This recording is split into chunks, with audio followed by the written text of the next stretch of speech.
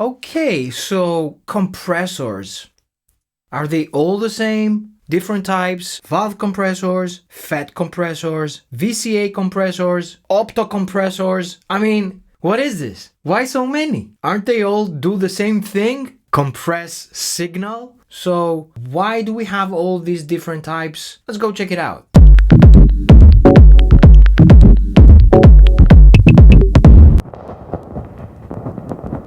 Why you've got all these 4 types of compressors in front of us? This here is the Teletronics LA2A. This is a VCA compressor, which is replicating a DBX compressor. This is a Fairchild compressor, and this is a Distressor. So each one of these compressors has a distinctive sound and characteristics, which supposedly they sound different. But in the end of the day, is it something that you can truly tell within a production? I guess the best thing is to put them in the test and you can decide yourselves. First, I got a kick, all right? I have already done the gain stage. Gain stage, for those who don't know, means what comes in the input, it's the same in the output. So right now that we have a compressor, when I bypass the compressor, we have the same amount of volume, the same amount of dBs. So when I play it raw, I see that the kick is playing at about minus 9.5 dB, let's say minus 10. If I engage the LA2A, this is minus 12. Let's push it a little bit until it peaks to roughly minus 10 dB. So when I bypass, it's exactly the same in terms of loudness, but you can really tell that the signal is compressed.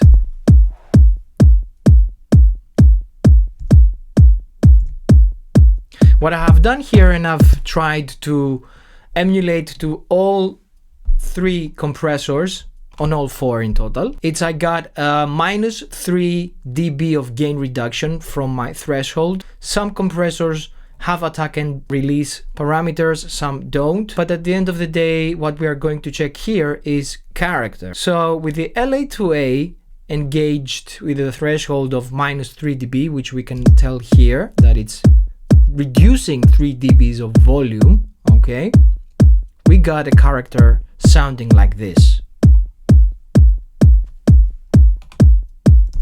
Let's bypass that. If I engage the VCA compressor, as you can see here, it's gain staged, minus 3 dB of gain reduction, and I got a medium attack and a medium release, but it sounds different. It sounds different from the LA2A. Check it out.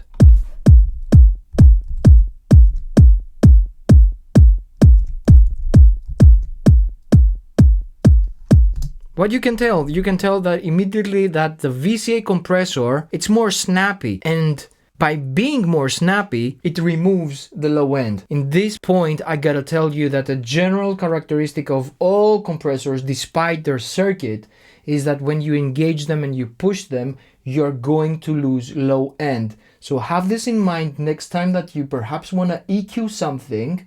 You can always compress it a little bit more. So you don't necessarily have to EQ a very subby bass. You can over compress it. So if you do that, by design of this compressor's circuit, you will lose that low end, but without losing the energy, all right? Because if you go and low cut, for example, the bass from a bass, you will lose the bass. Let's go check now the Fairchild. Ooh. And let's compare with the VCA.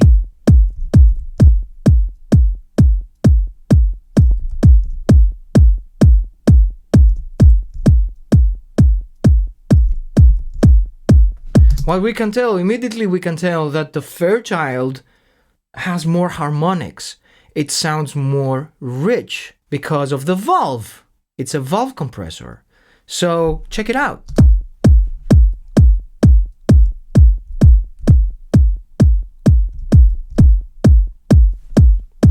constantly. Let's go check the Distressor.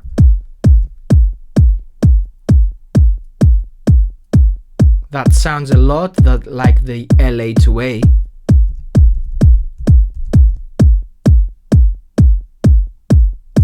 Well, yeah, because they are both opto.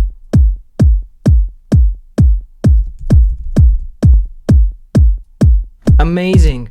So what we can see is that optocompressors have same characteristics. Do you know what optocompressors are? Optocompressors are cool. They interact with light. So when signal comes in, it interacts with a beam of light. And how you work the compressor and its parameters, it's affecting the whole circuit, which is really, really cool if you think about it. On the other hand, valve compressors, they really have valves inside. They make sound a little bit more warm. And the reason is because valves tend to insert harmonics within a signal. First of all, let's see how we can distort a signal with a compressor. We're going to do this with the LA2A. And think about this as a trick when you want to oversaturate something.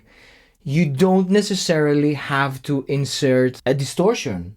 You can always do this with the right compressor. So for example, with the Teletronics LA2A, if you push its gain and drive it hard, it will present distortion.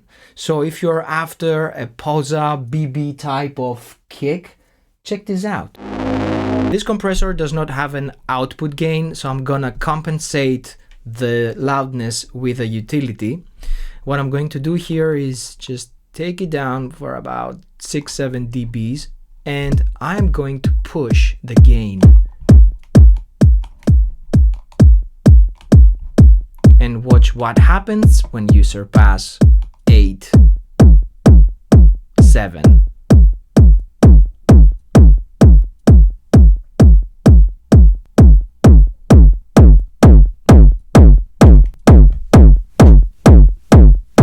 How cool is that? You just do it with your compressor. But this doesn't happen with any compressor. I mean, if I replicate the same thing with a VCA compressor, I'm not gonna get the same result. Watch, if I do it with the VCA compressor and I push its output. Let me insert another utility right here.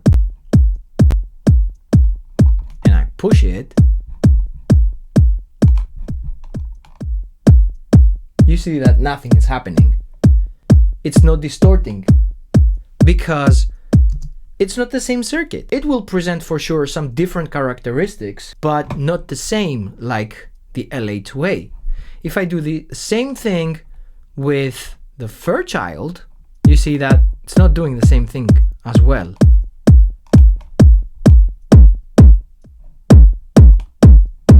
So this is maximum output, no distortion. Let's do it with a Distressor.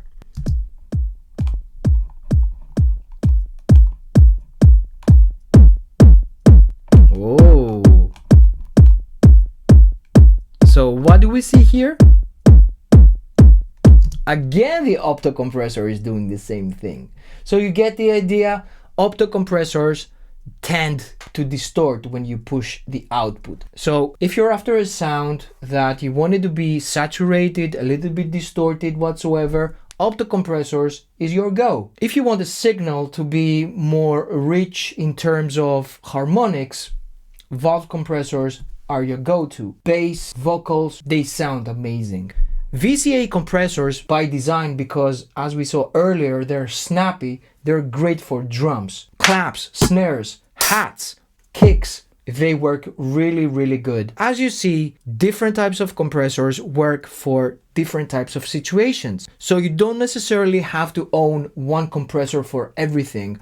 Of course, it's gonna give you a flavor, but you want flavors. And the way I work is that I present a lot of different type of compressors to different type of instruments, so I have different type of flavors. I don't want my food to be static. I want my food to be like my music, salty. Compressors are great, but you also have to get to know them. So get to know your tools. Experiment with different type of compression to different instruments. See how they react one with each other. And I'm pretty sure you're gonna be amazed with the different type of sounds that you get out of this. Let me know in the comments what type of compressors you are using and how you are using them. Until next time, make sure to subscribe, like, and push that bell to get all the notifications for the new videos that I'm uploading. As always, be safe, be cool.